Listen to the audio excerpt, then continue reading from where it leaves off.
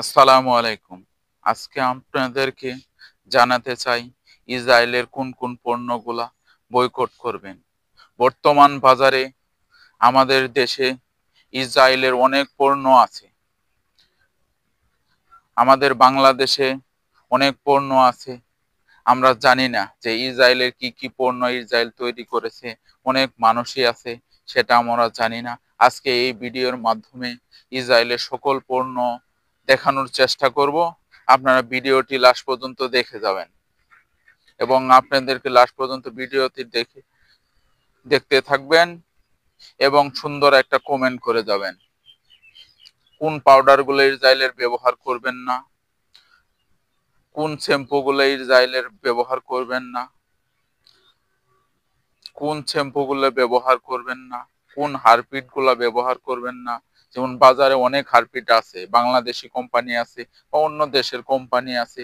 কোনটি ইসরায়েলের কোম্পানির পণ্য আজকে এই ভিডিওর মাধ্যমে আমি তুলে ধরতেছি। আপনারা সবাই ভিডিওটি লাস্ট পর্যন্ত দেখে যাবেন এবং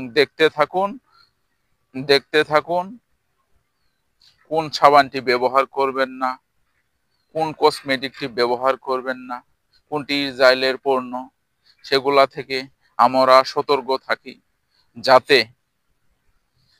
যাতে ইসরায়েলের পণ্য আমরা সবাই বয়কট করি। যাতে ফিলিস্তিনের উপর যে বর্বরতা নির্যাতন চালিয়েছে ইসরায়েল, তার প্রতিবাদের মাধ্যমে আমরা ইসরায়েলের পণ্যকে বর্জন করি। সবাই একতাবদ্ধভাবে তার প্রতিবাদ জানাই। বাংলাদেশের মানুষ, আমরা 95% মুসলমানের দেশ। এই দেশের 95% মুসলমান। আমরা যাতে ইসরায়েলের মতো ইহুদি এবং এদের পণ্য ব্যবহার না করি।